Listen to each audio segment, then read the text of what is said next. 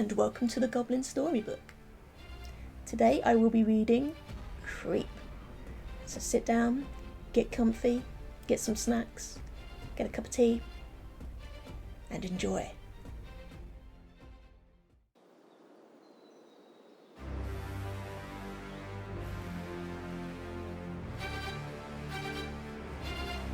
Creep.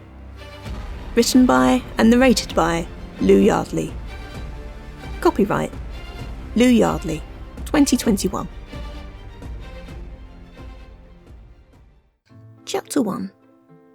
Returning Heroes. No one ever tells you about how much horses shit, and the one walking in front of Angus Rutland, with a high-ranking officer perched on its back, appeared to be going for some kind of record. There were mountains of the stuff landing in its wake. What in the gods had that animal been eating? By pure luck, Angus had managed to avoid most of it, but a couple of bits had made a beeline for his boots. At least it's only my boots, he thought, remembering another poor soul who had taken a turd to the head, the thought making him laugh as he walked. Another thing they don't mention when you go to war is how much walking is involved. Angus felt like he'd covered every inch of Venari since enlisting. Angus had jumped at the chance to join the army when the call had gone out. At 17, he thought it was time to prove his worth, and what better way was there than fighting for the Queen? He just hadn't thought about what joining the army would entail. Money was sparse in his family, so his ill-fitting armour and outdated gear were borrowed from or donated by neighbours. Even so, after 2 months of wearing and carrying them, they now felt like they belonged to him. They certainly smelled like him. There had been some fighting though, and Angus had put what little experience he'd had to the test. They'd laid siege to a settlement called Moonwich, for reasons he still didn't understand. Then again, he supposed it wasn't his job to understand. His job was to walk, wait, and fight. And then do some more walking, and waiting, and walking. After his army had waited outside Moonwitch's walls for the opposing army to grow tired and hungry, Angus's battalion had struck. Under the cover of night, they'd infiltrated the settlement, killing those who got in their way, and taking things as souvenirs. "The spoils of war!" one of his comrades had proclaimed. Looking back at those moments now, he smiled with pride. The Queen now had control of Moonwich, as was her birthright. He'd been to war. He'd done his part. Most of all, he'd proved himself. Now they were heading home to Red Fern, and he had enough gold in his coffers to buy his own house. His parents would be proud. "Life's going to be completely different after this. I can't wait to get home," Ivan or Simpkins said, catching up to Angus. Prior to going to war, neither had known the other, but now they were as thick as thieves. Ivanor was a little older than Angus, and had taken him under his wing, as if he were his younger brother. He also teased him as if he was his little brother too. As an only child, Angus had enjoyed every moment. "Me neither," Angus replied, tiredness creeping over him. In fact, he'd never felt so tired in his life. After all the walking, the fighting, and more walking, every muscle in his body wanted to take an extended nap. "Can't wait to get some proper sleep." "Same here," Ivanor said, and then he hesitated. The next words came almost as a confession. "Sleep's not coming too easy at the moment." "Yeah, the ground's not soft enough," Angus said with a laugh. "Nah, it's not just that. It's just, whenever I close my eyes, I see them. The faces of those I killed. I know we were doing the Queen's work, but those faces won't go away."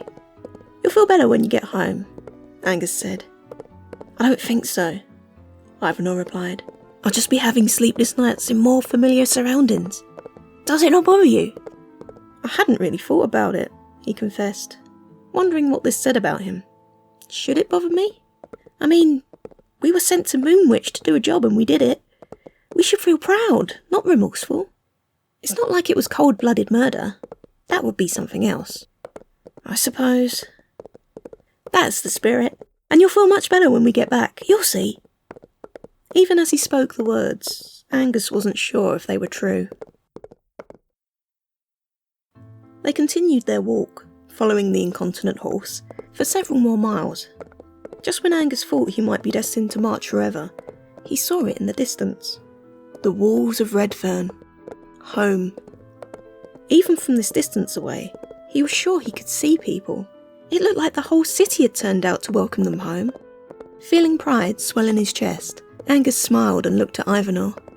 "Looks like they're throwing us a party," he said, watching as a similar smile spread across Ivanhoe's face.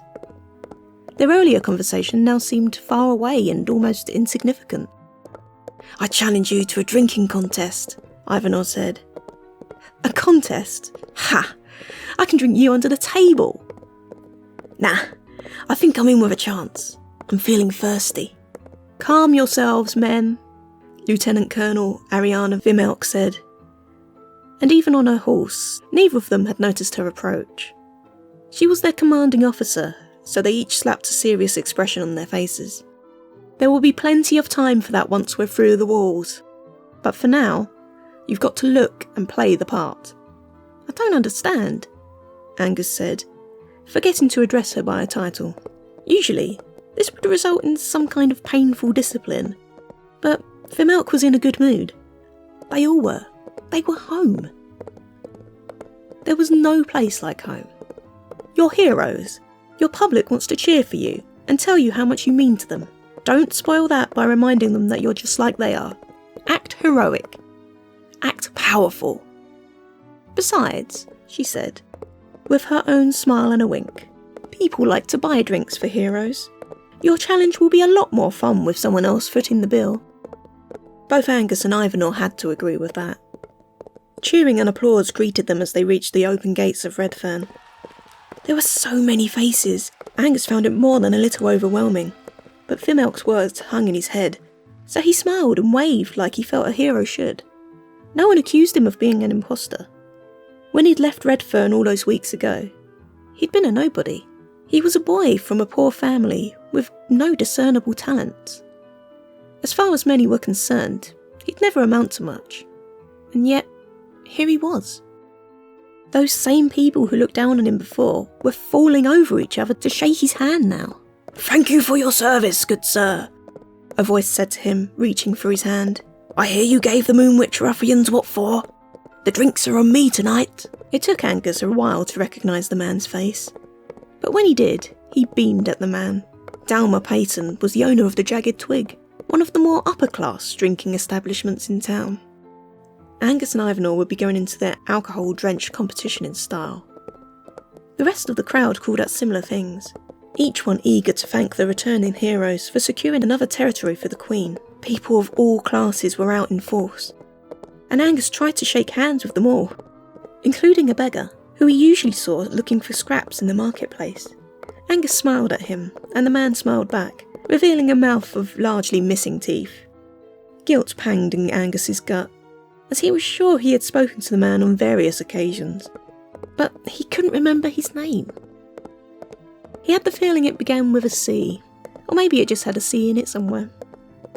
The rest of the walk was a blur, but at some point, Angus found himself outside the home he shared with his parents. Their home was in a seedier part of Red Fern, lovingly, or perhaps not so lovingly, called The Hole. It was the kind of place where the tangy stench of urine made your eyes water. And it was also the kind of place where your neighbours would pick your pockets while you wiped the aforementioned water from your eyes. Still, it wasn't all bad. There were plenty of rats to go around when money was too sparse to buy food from the market, and there was a certain sort of honour among the local thieves.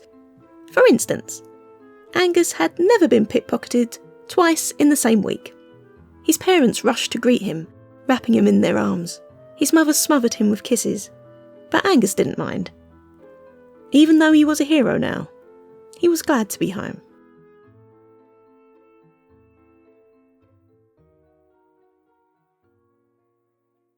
After he'd answered some of their questions, and told them a couple of stories, his parents let him spend some time on his own. Angus had told them that he wanted to take a nap, and then freshen up a bit before the evening's festivities. But, in truth, he wanted to be alone with the treasures he'd brought back with him. Having hidden his spoils within his luggage, He unpacked carefully, laying each item upon his bed as if it were made of glass. Excitement tingled in his chest as he unrolled his blanket. It was excitement that was extinguished almost immediately. Something was missing. The blanket housed enough gold and jewels for Angus to buy his own home in Sovereign Heights, the nicer side of town. He even had enough to get a place for his parents as well. But that wasn't enough. During the raid on Moonwitch, Angus had collected prizes from many different locations, but one had interested him more than any other. It wasn't the kind of thing to buy him a house, a horse, or even a loaf of bread, but it held on to him like nothing else. While scooping coins into his pockets in a small dark house that stank of rotten apples, something had caught his eye. It was small, no bigger than his hand, and it was nothing special to look at. It was a glass vial with a cork stopper on top. Inside, there was something. Angus told himself that he didn't know what it was, but it was hard to mistake it.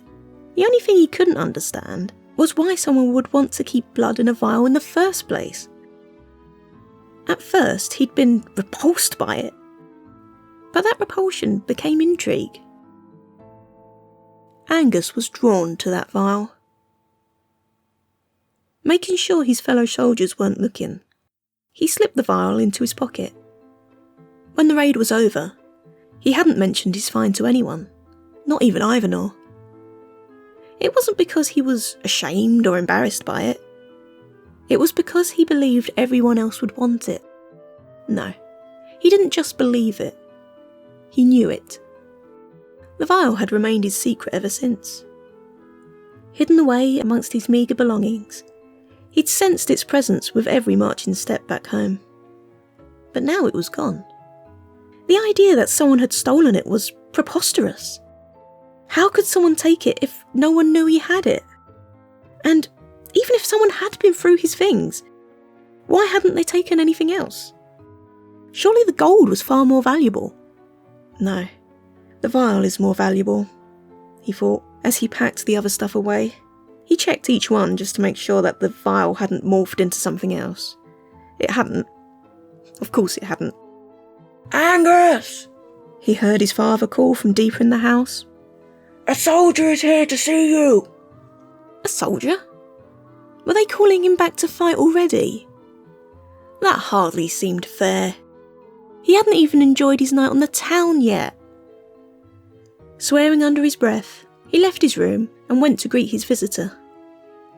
A smile lit up his face when he saw Ivanor. "How about that drinking contest?" Ivanor asked.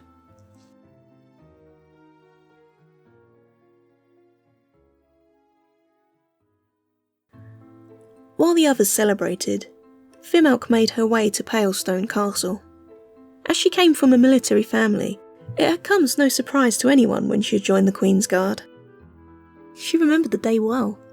She'd been little more than a child, but she'd been so excited, and her parents had been brimming with pride. Her parents, their parents, and several sets of grandparents before them had all served in the Guard. The only thing was, it was for the exact same queen. A queen who appeared to be planning to live forever. The castle's gates loomed before her. Sometimes she couldn't wait to enter them, but other times, like today, the thought filled her with unease. Delivering bad news was never fun.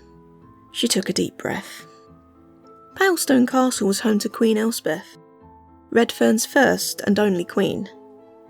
She was a queen who didn't do well with bad news.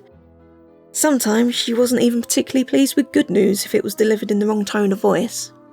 The guards at the gate let her enter unhindered, her face well known to all within the castle's walls. "Good to see you back, Lieutenant Colonel Fimalk," one guard said as she passed him. "Thank you," she replied, but she didn't stop. It wouldn't do to keep the Queen waiting. People had been executed for far less.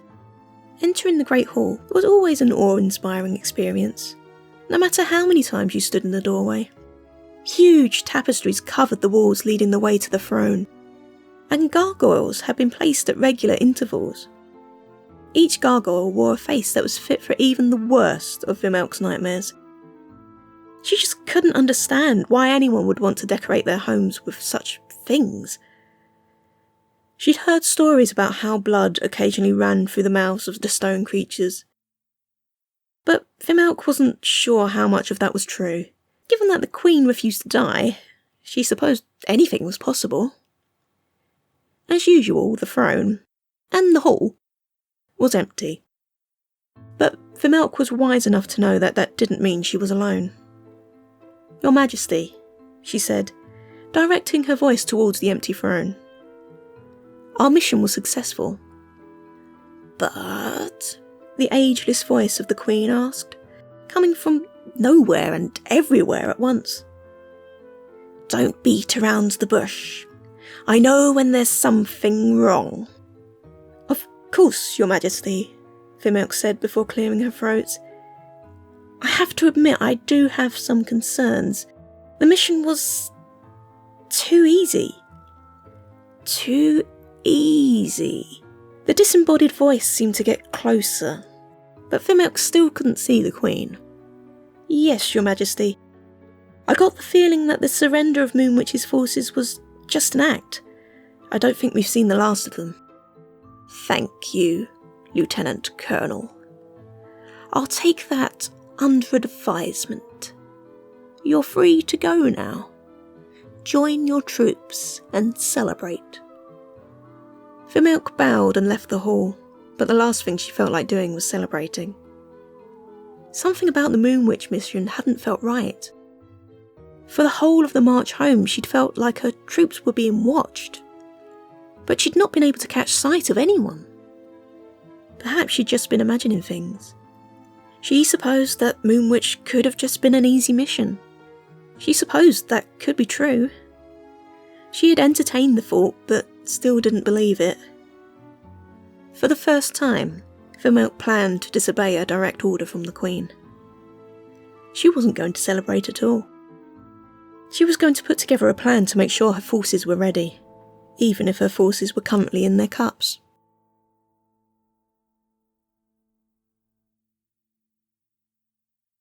Chapter 2.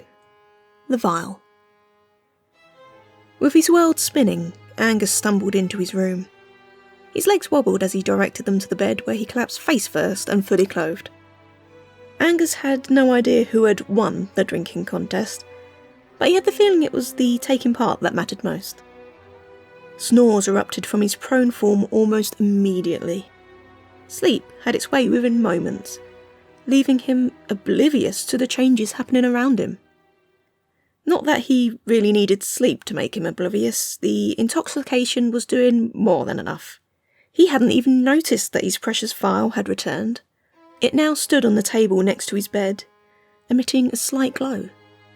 A mist descended upon the room, covering all it could, muting colours and hiding details. Angus continued to sleep deeply, inhaling the mist. The strange substance travelled inside him, burying itself deep in his lungs, and appearing in his dreams like a phantom. Groaning as he slept, Angus dreamed visions of violence. The scenes in his subconscious felt vivid and real. Decapitations and cannibalism featured in abundance. Blood splattered against his skin, and he could feel its warmth. In fact, he revelled in it. He woke with a start, his members straining against his breeches. Shame filled him. Had he enjoyed the dream that much? But the memory of the dream was already starting to fade. Ignoring the dribble linking his face to the pillow, Angus got up. The world continued to spin. "Ugh," he said as he waited for it to slow. He stood next to the bed. Morning hadn't arrived properly yet. Everything was still dark, and the birds hadn't even started their dawn chorus. Angus wondered what he was doing. "Need sleep," he muttered, climbing back into the bed, this time managing to put the blanket over him. "Drink me," a voice said. Angus didn't recognise it, but it sounded close. Not only that, but despite the hiss that hid in its words, he felt like he could trust it. He knew he could trust it, just like he knew that everyone would want his vial if he told them about it. The vial. For the second time, his eyes snapped open. His gaze was drawn to the bedside table. He knew it would be there even before he saw it. The vial glowed, just like the night he had first seen it. The night when he'd known he'd had to have it. It wasn't lost. Relief covered him, cocooning him like a blanket or one of his mother's embraces. Everything was going to be all right. He was rich beyond his imagination, and the vial was safe. But who had put it on the table? Angus decided it didn't matter. Happy now that he'd been reunited with the object, Angus settled back down to sleep. "Drink me," the voice repeated as Angus drifted off. Once the sun rose, the dreams and thoughts from the night before had all but disappeared. The only thing that remained was Angus's connection to the vial. But it was a connection that felt so natural and normal that he didn't give it a second thought. He pocketed the vial and went to join his parents for breakfast. "Morning, dear," his mother said as he entered the kitchen. A strong woman, Mildred Rutland had always worked to earn her keep. Not only did she work as a cook in the castle kitchens, but she also made sure her family was well fed. She put a bowl on the table, and Angus took a seat opposite his father. During the simple meal of porridge, it became clear that normal life had returned with gusto. It seemed a hero's welcome only lasted for one night. Now Angus was to return to his chores and almost revert back to being the boy he had once been. Unless he was considering joining the Queen's Guard full-time, of course. He thought about telling his parents about his newfound wealth, but he had the feeling they wouldn't approve of how he got it. Despite living in the hole, the Rutlands were simple, honest folk. Such folk did not loot the houses of those under attack. Angus would have to broach the subject with great care. "You'll be joining me in the shop today, won't you?" his father said. Stanley Rutland was a cordwainer by trade, mending and making footwear for all in Red Fern. He worked hard, harder than most, but he had no wealth to show for it. "Should be busy now the army is back. I'm sure we'll have plenty of boots to fix." "My boots need fixing," Angus said, thinking about how the sole had almost completely pulled away from the rest of the boot. "I imagine they do," his father said between mouthfuls. "But we have to serve the army first. Then you'll have time to work on your own." "I'm part of that army too." "Yes, you were. But that's in the past now. You need to know your place. Hopefully, your wage earned over the last couple of months will be enough to get you somewhere else to live, or at least buy some food for a while. But the army isn't a career for people like us. We mend shoes, or we cook, or clean. Occasionally, when the powers see it's necessary, we're battle fodder. But we're nothing more than that, Angus. This is a harsh truth, but the sooner you make your peace with it, the better." Stanley got to his feet. "I need to get to work. Finish up and meet me there." With that, he left, leaving Angus and his mother in the kitchen in silence. "He means well," she said, resting a hand on his shoulder. "He just wants you to be realistic." "I know," Angus said, and in a way, he understood. No one in the family had ever risen very far. Sure, they worked hard, but ambition wasn't something that ran through their blood. Angus, on the other hand, was different. The hero's welcome from the night before had shown him what life could be like, and he had the means to make at least some of it a permanent reality. In the shop, Angus did as his father told him, but he hid out the back so the men and women he'd served with couldn't see him. They all knew his name, so they all knew where his father worked, but he still didn't want to enter into a conversation with any of them about it.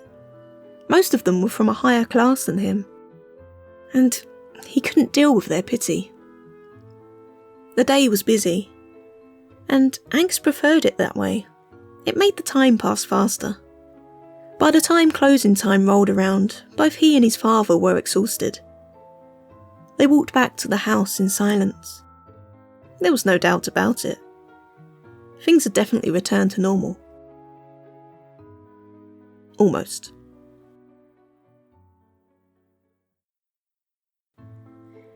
Unlike Angus, Ivanor's role within the Queen's army was not temporary, and now that the celebrations were over, he was back to patrolling Red Fern's walls on the night shift. As usual, he'd been partnered up with Borin. The man was nice enough, but a bit of a bore. He was so dull, Ivanor and some of the others had taken to calling him Borin the Boring. At least when he'd been working with Angus, they could have a laugh and a joke. Instead of banter, the shifts with Borin passed in something close to silence. Slow, seemingly endless silence. Standing on top of the wall at the front of the city, it was possible to see for miles. Ivanor looked out at the road that led to the next settlement and the woods Queen Elspeth had protected from poachers. Apparently, there were regiments who patrolled the woods of waiting, but he'd never been given that duty. Given the sounds he heard coming from those trees at night, Ivanor was more than a little glad. As he looked out, he saw movement coming from the tree line. "What are you looking at?" Borin asked, breaking the silence. "Oh, nothing," Ivanor replied, turning to face his colleague. "You know me, just staring into space." "Yeah, I know what you mean. It's a bit slow here tonight, isn't it? Especially after all that action in Moonwitch. Not that I'd know much about that. I had to stay here, didn't I? But I suppose someone's got to watch the wall," Borin said, and he cleared his throat like he was getting ready to say something else. "Something on your mind?" "Well, it's just," Borin said, struggling with his words. "Spit it out," Ivanor said. "I was just hoping, as it's so quiet and all, that I might disappear early. Got myself a girl now, you see. I reckon I could get lucky. So, let me get this straight. You want to go and get your end away and leave me up here on my own to freeze my nuts off?" Ivanor asked, faking anger. A smile had planted itself firmly on his face by the time he'd finished speaking. "Well, yeah," Borin said, not completely trusting the smile. "I'll cover for you next time." "Sure, go have fun," Ivanor said, and Borin clapped him on the shoulder. "Thank you, I owe you," Borin said. Within moments he was racing along the wall, with thoughts of his girlfriend clouding his head. Ivanor continued to smile. His next task was about to get much easier. Borin's carnal desires would save Ivanor from needing to bribe him, or spill any blood. Looking back out to the forest, he searched for the movement he'd seen earlier. A shadow broke away from the other shadows. They were here. Ivanor gave a small wave to let the visitors know he'd seen them, before setting off back down the wall himself.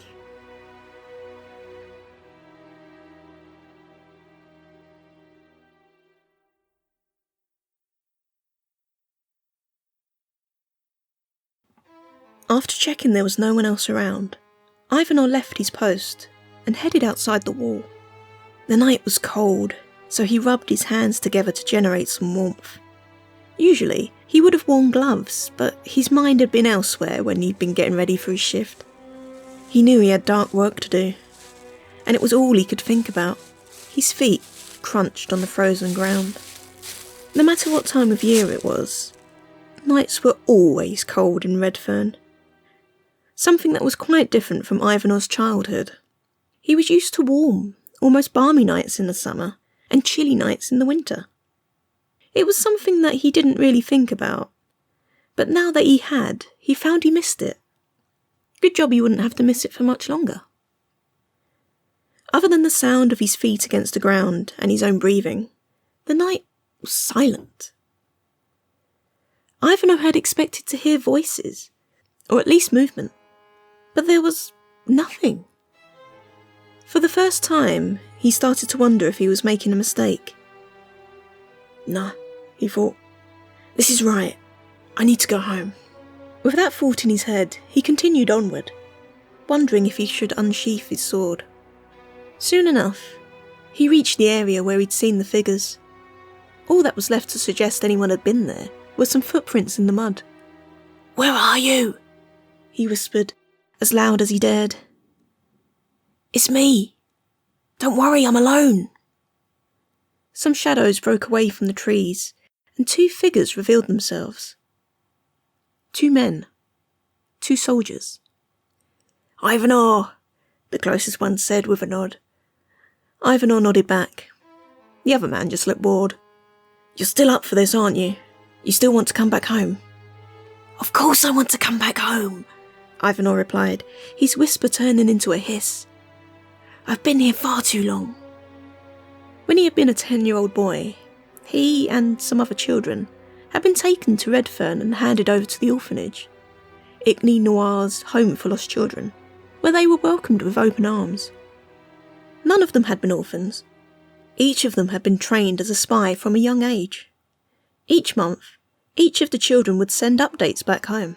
Over the years, Ivanhoe had watched all of his friends leave one way or another, until he was the only orphan left.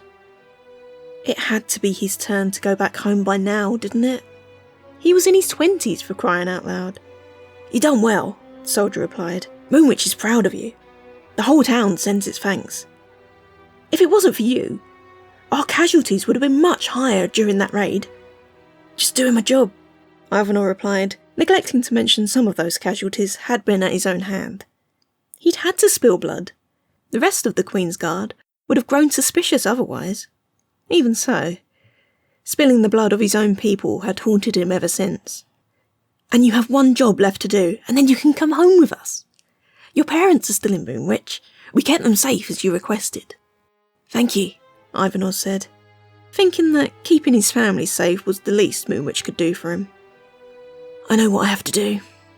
Just make sure it's done," the soldier replied. "Gallons of ale will be waiting for you when you return. Everyone in Moonwitch owes you a drink. Then I shall be drunk very soon," Ivanhoe said with a smile. With that, he left, and the soldiers disappeared back into the darkness. As he resumed his spot on the wall, Ivanhoe thought about what was to come. He'd be glad to see the back of Red Fern. He'd never felt like he belonged here, and he'd never had any friends apart from the other orphans. Until recently. His thoughts drifted to Angus Rutland, the young man he'd met on the Moonwitch campaign. Angus had seemed like a nice enough lad, and Ivanhoe had even considered talking him into going back to Moonwitch with him. But his friend was tied down here, destined to spend his life as his mother and father had. Ivanhoe could only hope he wouldn't have to kill his new friend. That would be a terrible shame. Corvair Slanmore waited for the young soldier to return to his spot on the wall. Corvair hadn't been seen, and he was more than used to that. Dressed in drab, dirty rags, he seemed to fade into the background. Either that, or people just didn't want to acknowledge he existed. Most of the time, it suited him. He didn't want people looking down at him with pity or disgust in their eyes. He just wanted to get on with his life. Despite it being against the rules, Corvair often came to the other side of the wall at night to hunt. He may have looked wrecked and perhaps useless to some, but there were few better than him with a bow and arrow, and most nights he was able to catch a rabbit or bird to get him through the following day. Money was something that was as alien to him as flying, so buying food just wasn't an option. He'd even been privy to a few of the woodland's secrets. Not that he had anyone to share them with. Corvair recognised the soldier as one of those returning from Moonwitch. He'd thought the young man was a hero when he'd seen him along with his comrades, but now that feeling had all but disappeared. Unless he was very much mistaken, he'd been talking to folks from Moonwitch. He'd recognised the crescent moon symbol on the chest of their plated armour, and these were not just any folks. Those were the fighting kind. The worst kind. Corvair had only heard snippets of their conversation, but it had been enough to convince him that a dark plan was afoot. He had to let someone know what was going on. But who? Who would listen to a man like him? Not wanting to be out in the forest while the Moonwitch soldiers were around, Corvair headed back to the wall empty-handed.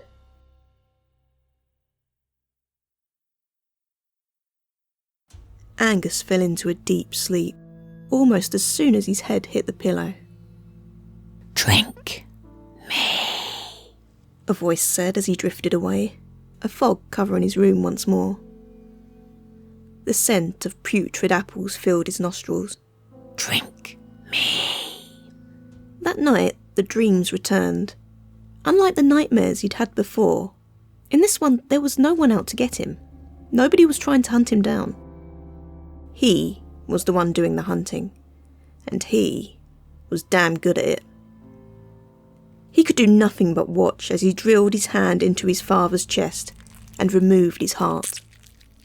It pulsed once in his hand before giving up and becoming nothing more than a piece of meat. Something for Angus to enjoy later. A voice in the back of his head told him hearts were to be savoured. Wide, shocked eyes stared at him in disbelief. Somewhere in the distance, he could hear screams. He knew who they belonged to. He knew it was his mother. But he didn't care. He licked the blood from his hand and smiled. Only, it wasn't quite his hand. It was attached to him, but it looked different. It was muscled and scaly, and ended in sharp claws. It looked like something belonging to a creature from the depths of Abyssus. Something that had no business being in Angus's world. The sight initially jarred him, but something about it felt right. It was a natural evolution. This time, he didn't wake with a start. He woke slowly, feeling refreshed. He pulled his hand from under the blanket, half expecting it to look like it had in his dream. Disappointment tugged at him when he caught sight of his normal-looking arm. But perhaps that was for the best. "Drink me." Angus rubbed the sleep from his eyes and forced himself to listen carefully. Remnants from the dream must still be clinging to him. "Drink me." Now that definitely didn't have a dreamlike quality to it.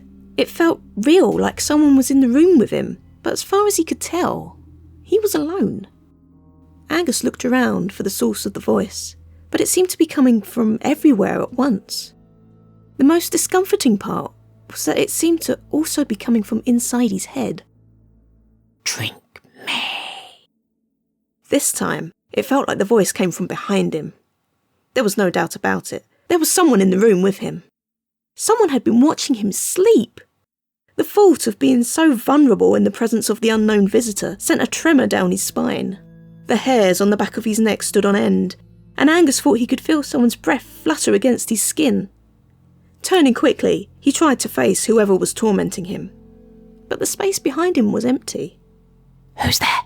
Angus whispered, feeling equal parts ridiculous and scared. This time, the voice remained silent, but the vial rattled slightly on the bedside table, like someone had given it a gentle knock. He picked up the vial and examined it. He carried it everywhere with him since finding it again, but he'd never really taken a good look at it. It only just occurred to him that was a bit weird. Angus was curious by nature. As a child, he'd taken great delight in looking into things he probably shouldn't, taking things apart to see how they functioned, and watching people from a distance to see how they reacted had been normal activities for him. The Angus of a few years ago wouldn't have carried an object like that around without first giving it his full attention. Holding it close to his eyes, he twisted the vial, watching how the early morning light bounced through its contents. Just as it had when he found it, the substance within the glass looked a lot like blood. But it couldn't be, could it? Blood didn't talk to you. It didn't command you to do things. Angus popped off the cork stopper and brought the vial even closer. Breathing deeply, he inhaled the aroma emanating from the object. Even though he'd almost convinced himself that the vial didn't actually hold blood, he still expected to be breathing in the familiar coppery smell. It was a smell he'd become accustomed to over the last few months. Life with the army was full of blood. Blood, walking, and waiting. But instead of copper, he breathed in another scent he'd come to live with. The stench of rotten fruit. It was bizarre and overpowering, and it made his head spin. Water streamed from his eyes and his vision struggled to focus. Angus swayed on the spot, feeling like he was going to collapse at any moment. Using great effort and concentration, he put the cork stopper back into the vial. The stench receded, but didn't disappear completely. Instead, it hung around, clinging to his skin and clothing, clinging to the room itself. Whatever was in his prized possession wasn't normal.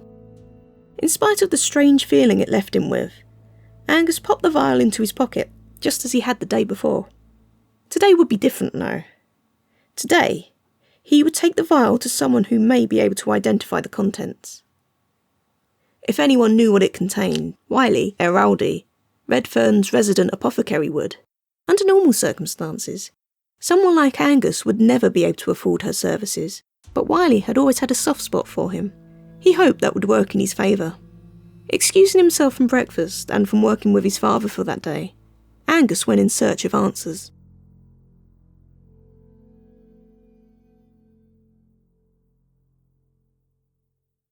Chapter 3. Searching for Answers. Ignoring the protests from his father, Angus left the house and strode deep into the city. The vial felt heavy in his pocket. The streets were full of people, each one talking too loud or just getting in his way. As he walked, his mind turned to memories of Moonwich. The streets had been full then, full of panicking bodies, screams and shouts. Full of blood. Angus reached for his sword, only to find it wasn't there. But that made sense, didn't it? He wasn't in Moonwich now. He was in Red Fern. He didn't need a sword here. He was home and safe. But panic rose in him, trying to convince him otherwise. He had to get away and leave the crowd behind. Ducking into an alley, Angus leant against the wall and took a deep breath. Trembling, he looked around, ensuring he was alone. His mouth felt dry and his knees felt weak. His hands shook almost violently. What was happening to him? Drink me, he heard the vial say. Because the strange voice had to be coming from the vial, didn't it? It made a strange amount of sense. The other thing that made a certain amount of sense was that he knew he'd feel better if he drank from the vial.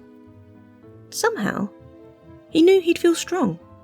After once again checking that he was alone, Angus took the vial from his pocket and thought about the liquid within. It would be so easy to drink its contents. So easy. All he had to do was remove the stopper, open his mouth, and pour it in. So simple. I could just drop it right down the hatch, he thought, and yet he hesitated. He shouldn't drink it until he knew what it was, should he? Who knew what it could do to him? Angus dropped the vial back into his pocket, closed his eyes, and took a deep breath. As he waited for the world to calm down and make sense again, he tried to clear his mind. Thoughts of Moonwich were doing him no good at all. He needed to focus on the here and now. Brushing dust from his clothes, he tried to make himself look a little more presentable. Angus took another deep breath. He was ready, and he was only a short walk away from where Lou Yardley worked her magic. Someone watched him from the shadows. Someone very interested in the vial in his pocket.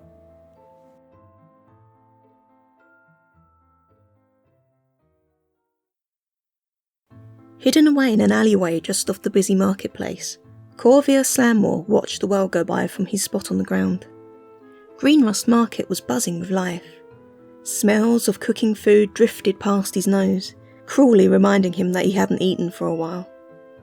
Every now and then, someone official-looking would pass him by, but he couldn't work up the courage to tell them what he'd witnessed the night before. The feeling that they wouldn't believe him, or worse, think he was somehow involved, rooted him to the spot. But he had to do something. He couldn't just leave it. Could he? Telling himself that he'd know when the right person came along, Corvair continued to wait. And while he waited, he wished he'd stuck around in the woods to bag himself a rabbit. His stomach's growl sounded a lot like an angry snarl. Deciding it would be easy to steal a pie or an apple, or perhaps both, from one of the market stalls, Corvair staggered out of the alley. The stagger wasn't a result of too much to drink. It was part of his act. On the whole, people thought he was a drunk, and he'd long ago realised this was something he could use to his advantage. Stumbling around dressed as he dressed was a surefire way to make sure most people gave him a wide berth. And the lengths these people would go to in order to avoid eye contact was frankly impressive. They'd look everywhere, apart from at him. It was in those moments that Corvair was able to get himself a spot of lunch, and sometimes a little something for later on. His filthy hands grabbed and clutched at whatever they could reach, as Corvair took what he could without even properly looking at the stall. Beggars can't be choosers after all. With his arms and pockets full, he retreated back to the dreary alleyway and admired his haul. There were no pies this time, but he had a large selection of fruit. It was enough to get him through the day, until he could go hunting again, and for that he was grateful. He placed most of the fruit in his various pockets, but he kept a peach out to eat at that moment. The juice ran down his chin and into his scraggly beard as soon as he'd taken his first bite. It was delicious. Possibly the best peach he'd ever stolen, or tasted for that matter. With his hunger sated for the time being, Corvair resumed his study of the passing crowds. Just like before, plenty of candidates revealed themselves, but none seemed quite right. Until he saw him. There was a young man, no more than a boy really, with wild red hair and the kind of baby-smooth face that had never seen a razor in its life. Corvair recognised him as the chap who had shaken his hand and spoken to him the day before, and now that he thought about it, he was sure their paths had met on more than a few occasions. As far as he could recollect, the young man had always been kind and respectful. Kind, respectful, and a soldier. Or at least a one-time soldier. This was just the person Corvair had been waiting to find. In many ways, the young man reminded Corvair of his son. The son he hadn't seen for about a decade now. The one that wanted nothing more to do with him now that he'd given up. Those two words stirred an anger in Corvair that he hadn't felt in years. He hadn't given up. He was just sick of working for someone else. Sick of working for a queen that nobody ever got to see. He just wanted to be his own man. Not wanting to waste another moment, he got up and left the alleyway. People sneered at him as he pushed his way through the crowd, but that didn't bother him. Corvair was used to sneers. He was also used to being insulted and spat at, so just receiving half a dozen sneers was a good day. As he approached the young man, Corvair saw that he seemed distracted. Perhaps even scared. Every now and then, the young man would look around him, and then check his hip for his sword, only to find it wasn't there. He's got the battle madness, Corvair thought. But battle madness or not, the young man still seemed more trustworthy than pretty much everyone else he'd seen that day. Corvair kept his distance, but continued to follow. Sticking to the back alleys and quiet streets, and unaware he was being followed, Angus made his way to Wily Eraldi's workshop. As he got closer, the streets turned from dirt tracks to cobbles, letting him know he'd reached a more affluent part of Red Fern. Even the feces dropped into the gutter was of a higher quality here. It was richer somehow. Must have been something to do with the food. The nearer he got to Wily's workshop, the quieter the streets became.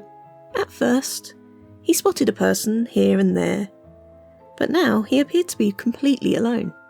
That was fine by Angus. He preferred it that way. If he recalled correctly, the workshop was just around the corner. Patting his pocket to ensure the vial was still there, he started to think about the questions he'd asked Wily. And he wondered if she'd be able to answer them. She was probably one of the wisest people he'd ever met. But even she didn't hold all of the answers. Then another thought crossed his mind. What if she wanted to keep the vial for herself? He couldn't let that happen. The vial was his and his alone. That was close, he thought, as he turned around, planning to head back home. He'd nearly given up the vial. What had he been thinking? Showing it to anyone else was too risky. It would need to remain his secret. Once again pulling the object from his pocket, he looked at the substance inside. Drink me, it said. Did it matter what it was? No, it didn't. With all doubt and worry leaving him, he pulled the cork from the vial and brought it up to his mouth. The overpowering bouquet of rotten fruit assaulted his senses, but Angus didn't care. He lifted the vial to his lips and tilted it. The smallest drop possible entered his mouth and slid across his tongue. It had a strange taste. A taste quite unlike anything he'd been expecting. It wasn't coppery like blood, and it wasn't sweet like fruit. Angus didn't know how to describe it. The act of consuming the substance created more of a feeling than a taste. It was a feeling of power. As soon as the substance touched his tongue, Angus felt like he could do anything. His insides tingled with excitement. If he felt that good after only a taste, how would he feel after he consumed the whole thing? Bringing the vial back up to his lips, he got ready to devour the whole lot. But then he stopped. When he'd arrived on this street, he'd felt certain that he was alone. Even now, looking up and down past the small buildings revealed nothing. But there was someone else here. He just knew it. Just to be safe, he popped the stopper back into the vial and put it back in his pocket. He could finish drinking later when he was sure he had complete privacy. The feeling of being watched continued. Maybe it was someone watching from a window. Maybe they were just looking out at the world and they weren't focused on him at all. It was possible. But somehow Angus knew it was more than that. He felt targeted.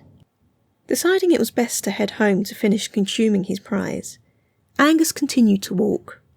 The feeling of being watched refused to subside, but he tried to ignore it. It didn't matter. He could still feel the power flowing through his veins. Even if someone did plan to hurt him, he'd be able to put a stop to them with ease. Angus was still the average-looking young man he'd been before, but now he felt unstoppable. He felt like a god. A flash of something crossed his vision. What in abysses was that? He wondered, trying to catch sight of it again. The street still appeared empty, but Angus knew that to be a lie. Movement flashed across his eyes again. Whatever it was fast. Faster than anything he'd ever seen before. Quickening his pace but refusing to run, he continued to walk. Despite feeling like a god, fear of the unknown, and the unseen, wrapped him in its icy embrace. What could move that fast? Nothing good. The movement came again. Closer this time, Angus paused. What in the gods was this? Whatever it was moved again, and Angus felt something move in his pocket. Someone was after the vial. Moving faster than he ever had before, Angus reached down and grabbed what felt like a wrist, stopping the thief in their tracks. Now he was holding them still. The would-be thief started to become visible. Let go, Angus said, emphasising each word and attempting to sound as menacing as possible. You know I'm here? The would-be thief asked, full of confusion and disbelief. Angus looked down at the thief, and felt his own combination of confusion and disbelief, and more than a little fear. This was not what he had been expecting at all. The thief wasn't human. It looked like something from the stories Angus's mother used to tell him about magical and deadly creatures. Dark, beady eyes stared up at him, framed in a face of mottled green scaled skin. Jagged, uneven yellowed teeth poked out of its mouth at strange angles underneath a long nose. The more he looked at it, the viler the creature appeared. Shit! You shouldn't be able to see me, it said. What are you? Angus asked. The answer felt like it was staring him in the face, but it couldn't be right. What am I? What the fuck does it look like? Are you an idiot? I'm a bloody goblin, aren't I? I thought that would have been obvious. I mean, it's not like I look like one of you, do I? It said, waving a dismissing hand at him, the hand that wasn't currently in Angus's pocket. The creature squinted at him and sniffed. Although, I can't say I really know what you are. My first thought was human, but you're different. Leaning closer, the goblin sniffed deeply. Interesting. You're a creep. Angus ignored what he thought was an insult. Despite his unwillingness to give up the vial, Angus loosened his grip on the goblin's wrist. Different how? Well, you can see me for a start. Humans aren't meant to see goblins, unless we want them to. Sometimes it's fun to see the looks on your faces before we take a bite out of you. Fear makes the meat taste better, you see. It gives it a, richness. And if you really draw it out, it gets into the bones, and that's when it's really delicious. If you ever get to crunch a bone that's been saturated in the good stuff, your mind will be blown. I promise you that. So, what, you're planning on eating me now as well? Nah, not allowed, the goblin said. I was only sent to get the vial. At the mention of the vial, Angus's grip tightened again. Easy there, the goblin said, trying to wiggle out of the young man's grip. Who sent you? Angus asked. Someone who knew you wouldn't do the right thing, it replied. You should have got that file checked out by someone who knew what they were looking at. Instead, you wanted to keep it for yourself. That's pretty selfish. And stupid. You've got no idea what it can do.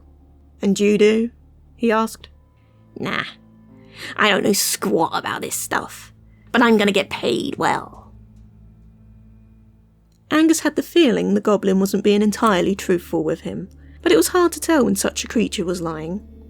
Or when it was telling the truth, for that matter. Paid by who? Angus asked, before putting two and two together, and he wasn't surprised at all. That woman had a habit of knowing things before they happened. Wiley. Did Wiley send you? Yup. Now, the way I see it, you've got two choices, the goblin said.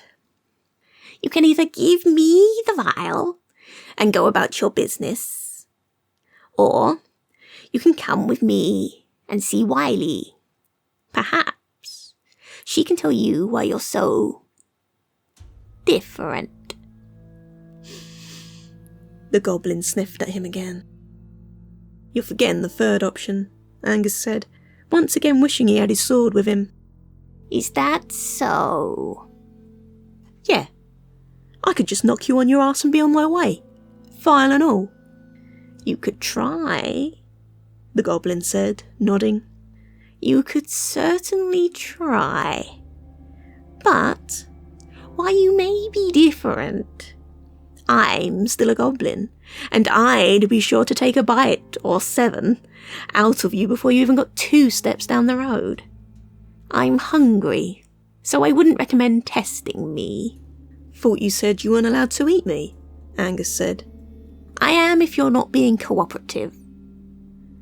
A smile that was the most hideous thing Angus had ever seen spread across the goblin's features. It was the smile of a predator that had its prey trapped. It was still so hard to tell if the vile little creature was lying. It certainly didn't have the kind of face that you could trust. Besides, don't you want to know why you're so different now? I'm guessing this is a new thing. Otherwise, you would have seen goblins before, wouldn't you? Yes, This is very new, isn't it? Very new indeed. Angus had to admit that he was more than a little curious. The creature was right. He'd never seen a goblin before, and, up until this moment, he'd been of the mind to think they didn't even exist. And yet, here he was, talking to one like he'd spoken to Ivanor during their downtime. Well, maybe not exactly like that. "Fine," he said after a short spell. "We'll go to see Wiley." A wise choice, my strange friend, the goblin replied.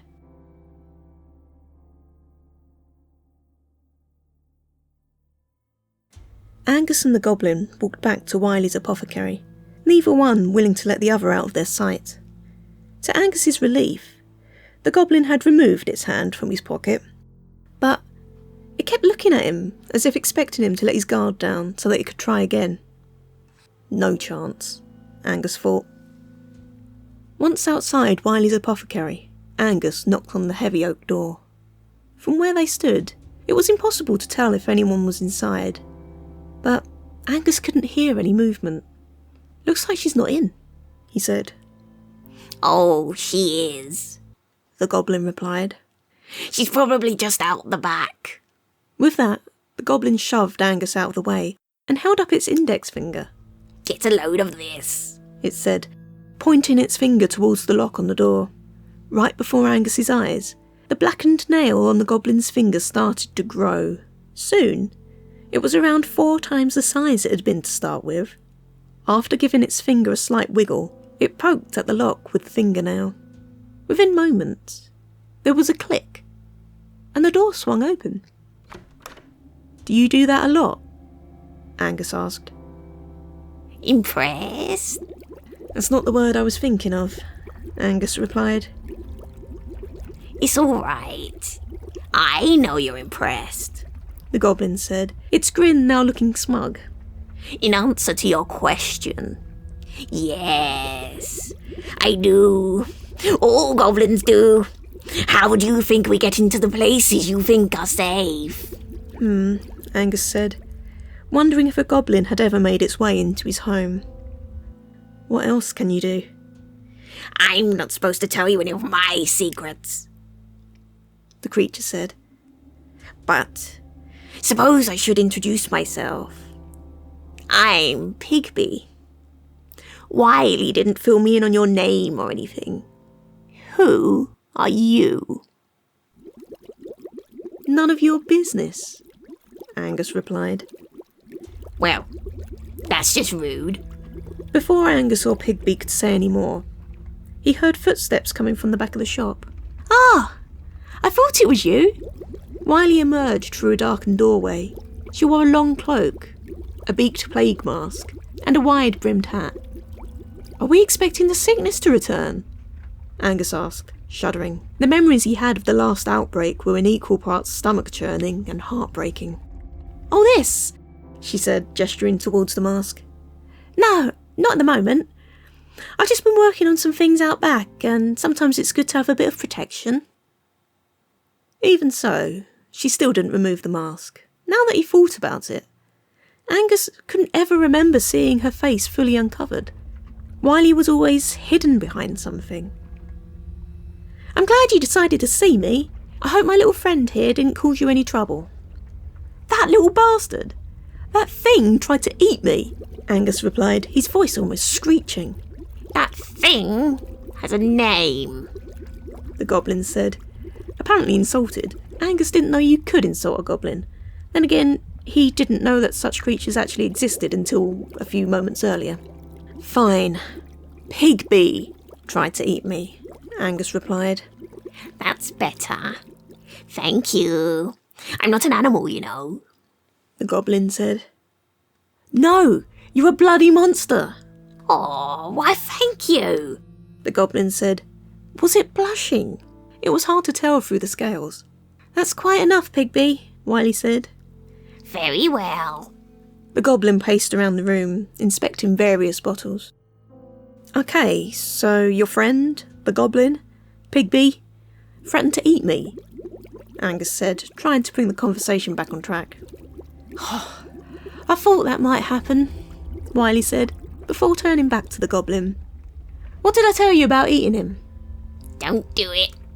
The goblin shrugged.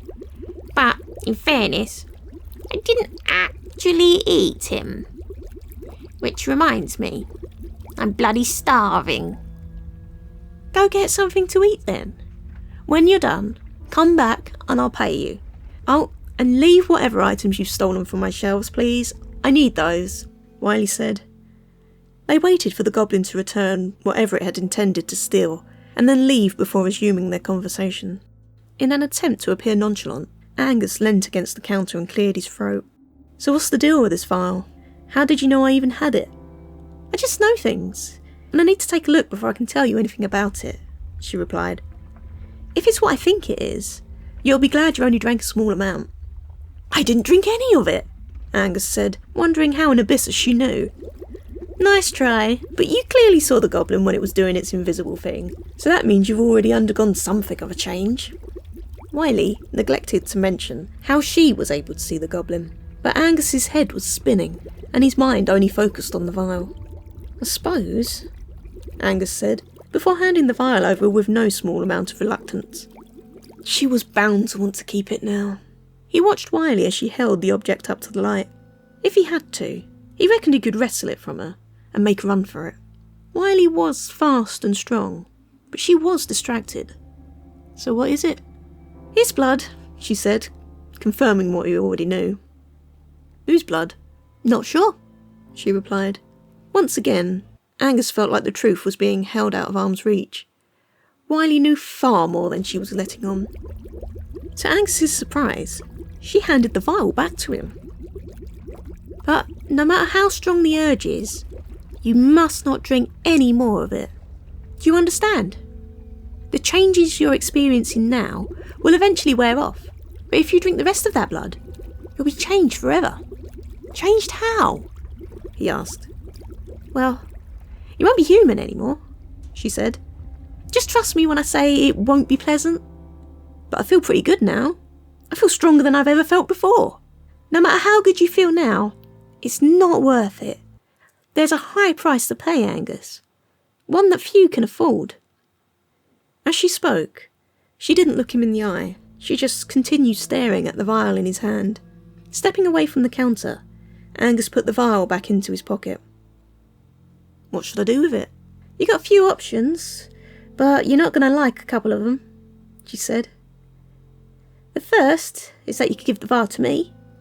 I can make sure it's kept safe." "No way," Angus said, scowling. "I thought that might be your answer." Wiley moved around the room and took a seat at the desk. A quill and a piece of parchment were laid out in front of her. "The second is that you destroy the vial yourself." "That's not going to happen." "Again, I thought that's what you'd say," she said, leaning back into the chair. "The third option is that you keep the vial with you and keep it safe. But under no circumstances are you to drink it. You'll be changed forever if that blood is consumed. Do you understand what I'm telling you?" Angus nodded. "Absolutely. I'll keep it safe, don't you worry." "Out of interest, what kind of changes would I be looking at?" "It doesn't matter," she said. Even though he couldn't see her face, Angus was sure she was smiling. "You're not going to drink it, are you? So there's no reason for you to know." "Suppose not," he replied. "Is that really all you're going to tell me?" "That's all I'm allowed to say," she replied. "So there is more?" It seemed strange to bring the goblin to bring him or the vial to her if this was all she was going to tell him, especially since she didn't want to keep the object herself. "There's always more," she replied, before picking up her quill, letting him know that their conversation was over.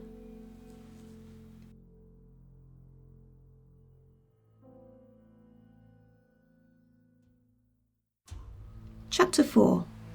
Sending a Message. Rain fell, pattering an offbeat rhythm on all it touched. Corvair hadn't realised he had drifted off until he awoke with a start. Drool ran down his beard, and he pawed at it as he looked around. As usual, he was in an alleyway. Corvair spent most of his life in the various alleyways of Red Fern. But this time, He was camped out by the apothecary, sheltering with some old crates and barrels. The same apothecary where he'd been waiting for what felt like ages. He looked around for the young soldier he'd watched enter the shop, but he could see no sign of him. Maybe he's still inside, he thought, getting to his feet and keeping his eyes fixed on the door of the shop. Wonder if he's visiting Wiley because of the bowel madness. If anyone could fix it, it'll be Wiley. His eyes filled with tears. Corvair knew many soldiers, friends he had served with, who would have benefited from a cure to the battle madness. It was a shame none of them were around to see if such a thing existed. They were either dead or had moved on.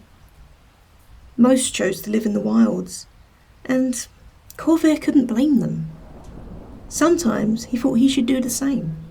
Taking his chances with the monsters and spirits outside the city walls almost seemed preferable to dealing with the people inside them. Corvair knew more than anyone that people were monsters too. The door of the apothecary creaked open, drawing his attention. Shortly after opening, the door closed again, but no one emerged from it. In fact, from where Corvair stood, he couldn't even see who had opened and closed the door. It was strange, but it didn't worry him. Wiley was a strange woman. These kind of things were almost expected. He watched the door for a few more moments, willing it to open and reveal the young soldier. But it remained firmly closed. Standing in the alleyway, he weighed up his options. He could continue to wait, but how long would he have to wait for? What if the man had already left while Corvair had been sleeping? He'd be wasting his time, and for the first time in years, he didn't have time to waste. He had to tell someone about what he'd seen the night before, and the longer he left it, the worse the problem would become. No. Sticking around wasn't sensible. Taking one last look at the door, Corvair decided to walk back to the marketplace. Even if the young soldier didn't reappear, he could tell someone else. He wouldn't enjoy it, and they probably wouldn't believe him. But he could pass the message on. At least then the problem would cease to be his. He told himself this, but he knew that he'd be fighting alongside the official forces if an attack came. It wouldn't matter that he was no longer a member of the Queen's Guard. He wouldn't be fighting for her anyway. He'd be fighting for the people of Red Fern. Feeling like he'd been waiting long enough, Corvair turned away and started walking. As usual, he opted to stick to the alleyways and small, darkened roads. These were the kinds of roads that managed to stay in a perpetual state of twilight, no matter what time of day it was. Roads coated in shadow. Hidden away from the rest of the world, Corvair felt comfortable walking these paths. As he walked, a chill started to nag at his skin. It didn't concern him at first. It was just mildly uncomfortable, and Corvair had suffered far worse discomforts than feeling a bit cold. After a while, his breath plumed in front of his face, ghosting through the rain like a phantom. Was winter here so soon? It seemed to come earlier every year. Barren fields and trees were eager to leak into the earlier pre-autumnal months, reaching for folks like him with their icy fingers. When he'd been a young man in the Queen's Guard, the colder part of the year never bothered him. He'd always had a roof over his head, food in his belly, and a woman by his side. But things were different now. Things like the temperature and the weather had more of a say in your mood and health when you were out in the elements, morning, noon and night. In fact, they damn near controlled your mood and your health. Corvair wrapped his tattered cloak around him, covering as much of his body as he could. It didn't matter how tight he wrapped himself, he still shivered. This was already getting on to be as bad as last winter. It didn't bode well at all. Finding somewhere to live out the winter months would need to be a priority. Maybe he could try tracking down his son. Or maybe he could find one of his old army buddies. There had to be someone to take him in, didn't there? Corvair didn't hold out much hope. I'd be better off in the woods waiting, he thought. It would be easy enough to build a shelter, and there's plenty of meat to be had if you know where to look. While he weighed up his options, he continued to walk, the cold biting into the skin of his face as he took each step. Something about this didn't feel right. Corvair had experienced the cold before, and he'd been wandering the streets in the winter for many years. But this cold was something else. It drilled down into his bones. It found its way into the core of his heart. It froze his blood. He looked around to see how everyone else was coping with the bizarre weather, but there was no one to be seen. The solitude that usually comforted him now made him feel uneasy. The shadows surrounding him took on a malevolent tone. "Hello?" he said, his voice shaking. Part of him felt stupid talking to no one, but part of him felt sure there was someone there. Someone he just hadn't been able to see yet.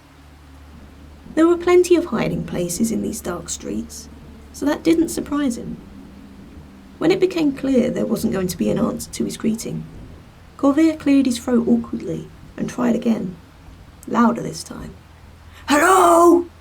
This time there was a response, but it wasn't what he was expecting. Something had landed on his shoulders, the weight nearly toppling him over. For the briefest of moments, Corvair felt relief. At least this proved that he wasn't alone, and, perhaps most importantly, whatever had taken up residence on his shoulders was now providing him with a bit of much-needed warmth. But that relief was to be short-lived. Whatever was on his shoulders wriggled and swayed to and fro, like it intended for Corvair to lose his balance. "What the fuck?" Corvair said, as he crashed to the ground, landing in a puddle of what he hoped was rain. His teeth were trying their hardest to bite through his bottom lip. A coppery taste filled his mouth, and he spat the offending matter out onto the ground. Corvair sat up and looked around. He appeared to be alone. "Where are you little shit?" There was no answer, but there was giggling, if you could call it that. It was a horrendous sound, one that made a mockery of laughter and churned the blood. It definitely held some kind of glee, Corvair was sure of that, but there was no goodness, no innocence, just dark malevolence. Years in battles had taught him an attack was imminent. He unsheathed his dagger and prepared to fight an enemy he couldn't see.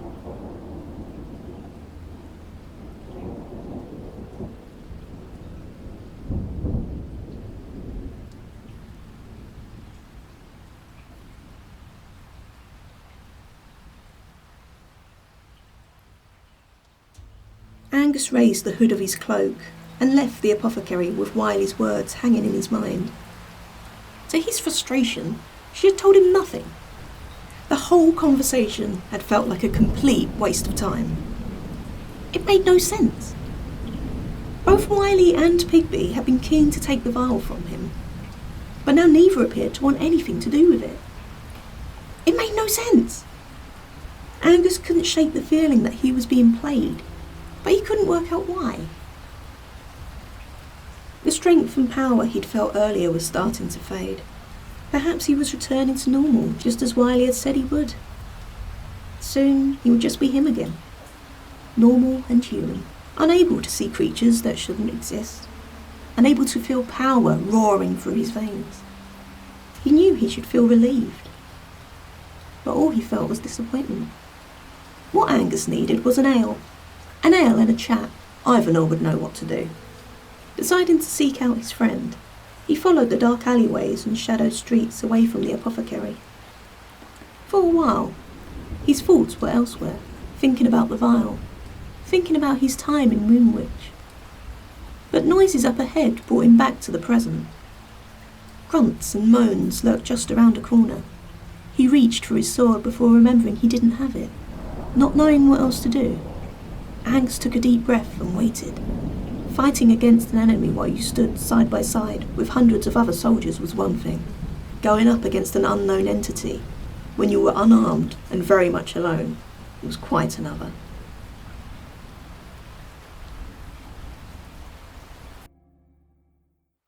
Grunting and cursing, Corvair fought against his invisible attacker. Fighting someone he couldn't see was proving to be next to impossible. But every now and then, he heard a screech that let him know his dagger had found its target. "Show yourself!" he said, his voice bellowing and echoing around the street. "Don't be such a coward!" That cackling giggle filled Corvair's ears once again, telling him that the attacker was behind him now. He spun on his heel, slashing the dagger through the air. This time, there were no squills. "You think you're so brave, don't you?" a voice said. It had a rough texture to it, but it was high-pitched, almost like an evil toddler. It would have made Corvair laugh if it wasn't so bloody creepy. "You want to see me? Take a look." Corvair looked in the direction the voice was coming from, but still saw nothing. "I'm down here, fuck trumpet," it said, and Corvair looked downwards. To his surprise, he was faced with the kind of creature that only usually appeared in stories told to scare children into behaving themselves. "What the fuck? You're a goblin?" He said the words slowly while his mind tried to process what they meant. He already knew he shared the world with monsters, many of which people wouldn't believe in until they saw them, but goblins? That was something else. "Yeah, a goblin," the creature confirmed. Corvair stared at it in disbelief, taking in its green scaled skin, its piercing yellow eyes, and its pointed yellow teeth. "And the stories are true." The stories? Corvair had never been so baffled in all his life. This couldn't be happening. These creatures couldn't be real. "You're not too bright, are you?" the goblin said, closing the distance between them. "I'm here to eat you, you idiot. I'm gonna crush your bones." Stories from his childhood filled Corvair's mind. Tales that didn't have any right in being true. The ones his mother used to tell about goblins hiding in the darkness, stealing babies, and eating people alive. "No," Corvair whispered, shaking his head. As he held up his dagger, he realised his arm was trembling. Corvair had seen many things in his life, but this little goblin was the first that had truly managed to scare him. "Leave me alone, please." A smile spread across the goblin's face, revealing more of its sharp and uneven teeth. It cackled again, and then pounced, throwing its arms around Corvair's neck and pulling him into a close embrace. Rancid breath, stinking of decay, assaulted Corvair's nostrils and caressed his skin. "You're going to be delicious," it said, almost squealing with delight as it moved in for a taste. As its teeth grazed against Corvair's throat, the man was pulled to his senses. Reaching for the creature, his hand grasped the back of its neck and pulled it back. Hard. The force was so much that the goblin had no choice but to release him from its grip, its clawed fingernails raking through Corvair's flesh. Pain stung and burned at him as he threw the goblin to the ground. But there was still to be no chance for Corvair to examine his wounds just yet. Wasting no time, the goblin was back on its feet almost immediately. Still grinning, the goblin came for him again, but this time it didn't jump up. It ran between his legs, giving his balls a quick punch before ending up behind him. Corvair bent double before lowering himself to the ground. This wasn't right! The little fucker fought dirty. Breathing between gritted teeth, Corvair turned to face his attacker. "You little shit," he said, forcing each word out. Rather than attacking him again, the goblin turned. For a split second, it cocked its head as if listening to something Corvair couldn't hear. "Perfect," it muttered, satisfied with whatever it was it had been listening to. While it was distracted, Corvair staggered forward, his dagger pointed out in front of him. At that moment, the creature turned, coming face to face with the end of the blade. Oh, that's pretty, it said, as its fingers closed around Corvair's wrist. The creature's grip was strong, too strong. Corvair tried to pull away, but he was trapped. I'm done toying with you now, the goblin said. I'm hungry. Corvair could only watch as the goblin raised its other hand and grabbed for Corvair's fist. The dagger scraped against the creature's scales, but if it was hurt, it didn't show it. Under the pressure of the goblin's grip, the dagger dropped from his hand, clattering to the ground below. Once again, Corvair fell to his knees, landing heavily. Something cracked, and a lightning bolt of agony shot through his kneecap. "Fuck!" he yelled, hoping that if he made enough noise, someone would come to investigate. But even if they did, who would want to help him? He was a nobody. People ignored him. It was at that moment fear really started to set in. He was alone, and he was fighting for his life against something that was, up until moments ago, a mythical being. Refusing to ease its grip on Corvair's wrist, the goblin sniffed at him. Ah, yes, it said. I can smell the terror oozing out of your skin. Without saying another word, the goblin's hands twisted. A loud noise, something between a pop and a tear, took over Corvair's senses. It wasn't until a geyser of blood gushed over the goblin that Corvair realised the creature had twisted off his hand with about as much effort as it took to remove a stopper from a bottle. Corvair went to scream, but the goblin shoved the man's severed hand into his mouth, gagging him, choking on his own fingers. Corvair looked on as the goblin put the stump of his arm, the part still attached to him, into its own mouth. The orifice seemed to expand in order to fit the whole thing in. But the creature showed no signs of discomfort. Then it began to suck, feeding on the blood and marrow from the man's arm like it was a newborn on a teat. Corvair felt stuff being pulled from him, and his vision swam. Seeming to notice how close Corvair was to passing out, the goblin stopped sucking and let the stump drop from its mouth. No sleepy time yet, it said. We're not finished. Corvair's world reduced down to the sound of his own heart pounding in his chest, the sound of his muffled whimpers, and the sight of the goblin standing before him. Even kneeling down, he was still taller than the little fucker. It was a shame taller didn't mean stronger, or faster, or deadlier. As it stood before him, the creature held up its blood-soaked hands, but this was no surrender. Hands soaked in my blood, Corvair realised, as something fluttered in his stomach. There was a creaking sound, one that reminded Corvair of an old tree moving in the wind, and something started to happen to those blood-soaked hands. Thick, black tannin-like nails grew from the goblin's fingertips.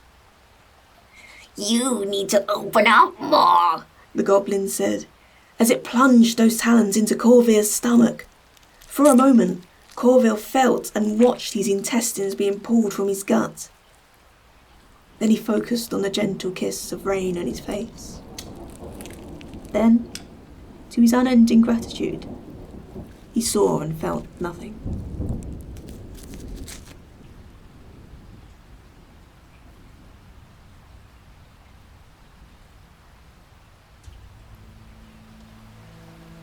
Still not having peered out from his hiding place, Angus listened in horror.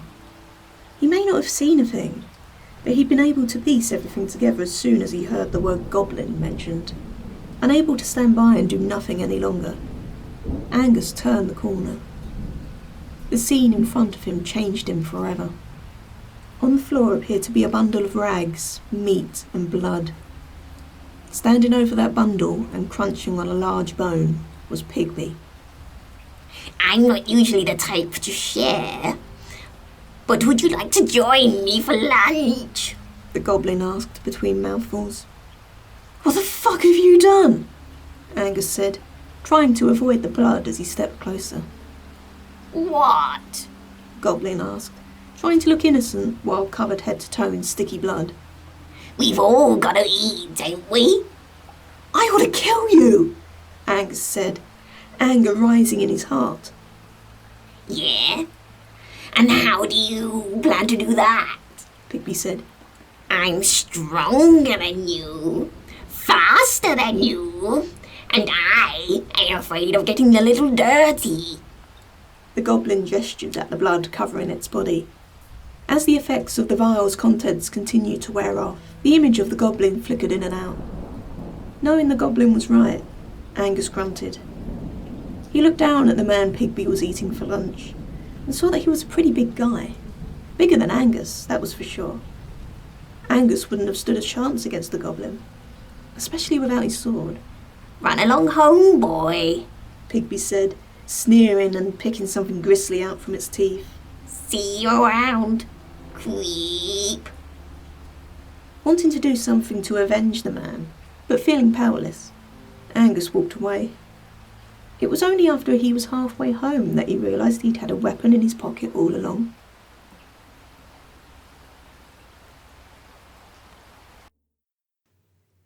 After watching Angus leave, Pigby smiled before walking away from the disemboweled corpse and headed back to the apothecary. Wasting food like that wasn't Pigby's style, but there was work to be done. Dark work. Not bothering to knock, Pigby opened the door and strolled inside. Still wearing her mask, Riley looked up from the piece of parchment on her desk. A quill dripped a small amount of ink onto the document. For fuck's sake, she muttered, trying to dab it with her sleeve. I hate it when that happens. Pigby smiled and leant against the desk. You're looking rather pleased with yourself, Wiley said, not commenting on the blood and gore that covered just about every inch of the goblin's small frame. I take it everything went to plan? Absolutely, the goblin said. You'll be guzzling the contents of that vial in no time at all. Excellent, she said, scribbling words onto the document. I need you to take this to Queen Elspeth. She'll be pleased with this development. Of course, Pigby said. When you're done, I need you to come back here as soon as you can. Our work's not over. More will need to be done before Angus is truly the Queen's man. Dark work? The goblin asked. Dark work, Wiley said with a nod. She didn't look as pleased with the idea as Pigby was. The best kind, Pigby said, grinning widely, the creature's crooked teeth jutting out at all angles. As a member of the Claws of Shadow, Red Fern's first and only guild of assassins, all of Pigby's work was shrouded in darkness. It suited him down to the ground.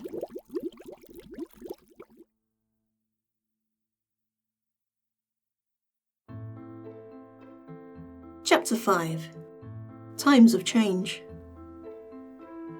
Guilt weighed on Angus, making him slouch. The walk home had him replaying the events of the day over and over.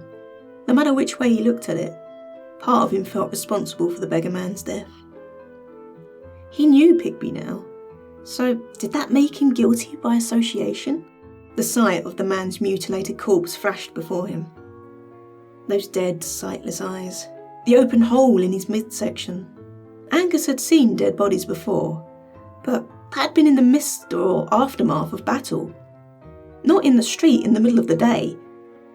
This was murder, something far worse than the things he, Ivanor and the rest of their battalion had done in Moonwich. Sure, they'd killed armed and unarmed people, but that was to be expected, wasn't it? It surely wasn't anything like what he'd witnessed today. This was just wrong. And it was probably a wrong that happened all the time. How much did a goblin like Pigby need to eat? What if there was more than one goblin in Red Fern? Yes, this was definitely wrong. A wrong I need to put right. Angus muttered, feeling the shape and weight of the vial in his pocket. Knowing what he must do, he quickened his pace and headed home. From her spot on the wall, Vermalk looked to the stormy sky and realised the night was drawing close. It didn't feel that late, so this could only mean one thing. The Queen was in one of her moods. Perhaps this meant she had taken Vermalk's warning seriously. She could only hope that was the case. At least this way, everyone was prepared. Preparation was what she was doing now. Most of the time since her audience with the Queen had been spent talking to a battalion, ordering them to increase their vigilance, and making sure they were ready for whatever was about to befall Red Fern. Seeing the reactions of the soldiers was always interesting. Some appeared keen to face an enemy again, even if it was only a short time since the invasion of Moonwitch. But some seemed scared. Vermalk could understand that. Being the invading force was one thing. Having a fight brought to your doorstep was quite another. Torches were being lit along the wall as she made her way to the final set of soldiers. She decided to speak to them in small groups like this, as she couldn't stand the idea of leaving a single part of the walls unguarded, not even for a minute. Something told her that minute would be the one the enemy chose to strike. It was the minute she'd choose to strike, if she were on the other side after all. Besides, talking to them like this allowed fear and gossip to spread. Usually, this would be an inconvenience, but now it would work in their favour. Vermalk needed them to be afraid. She needed them to be ready. As she approached the final two soldiers on the wall, she couldn't help but think that these were the least ready soldiers she'd ever seen. Like many on the front line, they were young and full of the lack of experience the young possess. One looked cocky, like he couldn't wait to start swinging his sword around. She'd have to remind him that defence was always more difficult than attack. It was a lesson he'd soon learn. Vermalk could only hope the young soldier wouldn't pay for that lesson with his life, or the lives of those around him. The second soldier looked blank. His thoughts and feelings were a complete mystery to her.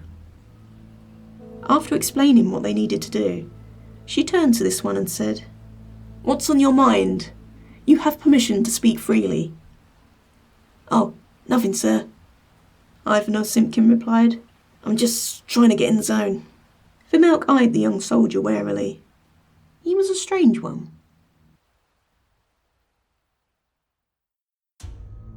Home at last, Angus hid himself away in his room.